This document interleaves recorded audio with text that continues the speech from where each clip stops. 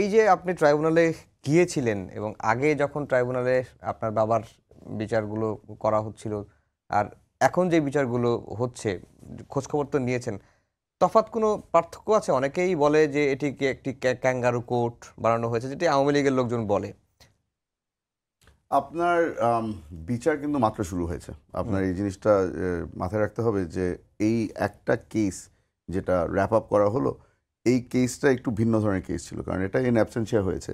তো এই ইন অ্যাবসেন্সিয়ার মধ্যে ডিফেন্স লয়াররা কতটুক তাদের পক্ষের এভিডেন্স জমা দিয়েছে অথবা তারা কাকে কাকে নিয়ে এসেছে সাক্ষী দেওয়ার জন্য, এই জিনিসটাগুলো ডিফেন্স লরা সাক্ষী দেওয়ার সুযোগ পায়নি, কারণ তারা তো মানে সাক্ষী একজন যিনি ছিলেন তিনি তো সাক্ষী, আসামি থেকে সাক্ষী হয়ে গেলেন। এখন এই জিনিসগুলো যদি আপনি চিন্তা করে থাকেন, আমি যেটা ভাবতে পারছি অথবা চিন্তা করছি ওটা হলো গিয়ে সামনের যেই কেসগুলি হবে ওগুলো কিন্তু একটু ভিন্ন মোড় নিবে, কারণ ওখানে যেহেতু তারা নিজেরাই বর্তমানে বাংলাদেশে আছেন, বর্তমানে কারাগারে আছেন, যাদের বিরুদ্ধে মামলা আনা হয়েছে, তারা তো আশা করছি যে তারা নিশ্চয়ই তাদের ডিফেন্সের জন্য সাক্ষী আনবেন।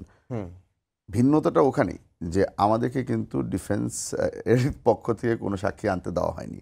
তো ফেয়ার ট্রায়ালের জন্য যেগুলি যেগুলি দরকার আমরা প্রেশার দিয়েছি, আমরা ভুক্তভোগী, তো আমরা নিজেরাই প্রেশার দিয়েছি যে যতক্ষণ পর্যন্ত আপনারা রুলস অফ দ্য গেম ঠিক করবেন না, যতক্ষণ পর্যন্ত যেই অন্যায়গুলি আমাদের সাথে হয়েছে সেই অন্যায়গুলি যতক্ষণ পর্যন্ত আপনারা শুধরাবেন না, ততক্ষণ পর্যন্ত আমি কিন্তু এই ট্রাইব্যুনালকে স্বীকৃতি দিব না। সেই কারণেই আপনি যে বললেন যে আমাকে দেখেছেন আপনি ট্রাইব্যুনালে বসা, এজলাসে বসা, অনেক দিন পরে দেখেছেন। অনেকেই আমার আগে গিয়ে ওখানে তাদের কেস ফাইল করে এসেছে, আমার অনেক টাইম লেগেছে, কারণ আমার জন্য একটা রেসপন্সিবিলিটি ছিল, আগে ট্রাইব্যুনাল ঠিক হবে তারপরে আমি কেস ফাইল করব। যখন আমি মনে করেছি যে tribunal has come up to status, তখন আমি গিয়ে ফাইল করেছি। বর্তমানে যতগুলো সুবিধা দেওয়া হচ্ছে বর্তমান আসামিদেরকে, এই সুবিধাগুলো আমাদের কল্পনায়ও ছিল না। হ্যাঁ, আপনারা তো চার্জ ফ্রেমের আগে কোনো কাগজপত্রই পাইতেন না। চার্জ ফ্রেমের আগে কাগজপত্র বাদ দেন, চার্জ ফ্রেমের আগে আমার বাবার উপর দিয়ে যে টর্চার গিয়েছে ওগুলাকে যদি আমি হিসাব করা শুরু করি তাহলে মনে হয় এত স্বর্গে আছে। বর্তমানে ট্রাইব্যুনাল দেখে মনে হবে 5 স্টার হোটেল। তো এই সব চিন্তা করে আমার মনে হয় যে যারা ফালতু কথা বলছে যে এই ট্রাইব্যুনাল ফেয়ার হচ্ছে না, এখানে স্বচ্ছতা নাই, এগুলো বলে লাভ নাই ভাই। আগে কি ট্রাইব্যুনাল ছিল ওটা যদি আপনারা দেখেন তাহলে আপনারা সত্যিই মনে করবেন যে এটা ইন্টারন্যাশনাল স্ট্যাটাসের ট্রাইব্যুনাল। এইখানে আমি একটা জিনিস বলে রাখি, আমরা যে প্রশ্নগুলি আগে তুলেছিলাম, এটা কি ইন্টারন্যাশনাল কোর্ট নাকি না, অথবা কি ধরনের জবাব পাবো, জবাব কিন্তু এখনো একই রয়ে গেছে। এটা একটা ডোমেস্টিক ট্রাইব্যুনাল।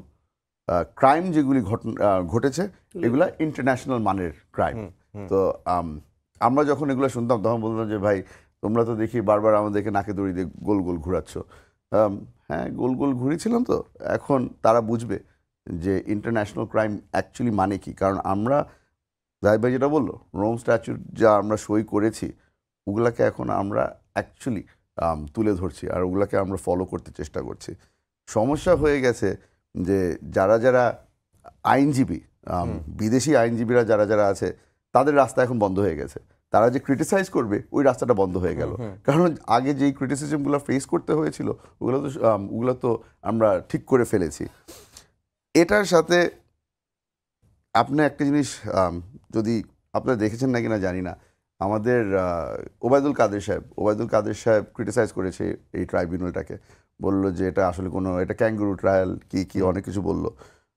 ক্যাঙ্গুরু ট্রায়াল যে উনি বলছেন, ওবায়দুল কাদের সাহেবের মনে রাখা উচিত যে ওনার আশেপাশে যারা ছিল তারাই কিন্তু এই ট্রাইব্যুনাল গঠন করেছে। এই আইন যতগুলি বানানো হয়েছে ওনারাই কিন্তু লিখেছিল। তো ওনারা যদি মনে করে থাকে যে এটা ক্যাঙ্গুরু ট্রায়াল, তাহলে ওনাদের স্বীকার করতে হবে যে আগের যেই বিচারগুলি করেছিল ওগুলোও ক্যাঙ্গুরু ট্রায়ালই করেছিল। তো এই জিনিসটা সব কিছু মাথায় রেখে তাদের কমেন্ট পাস করা উচিত।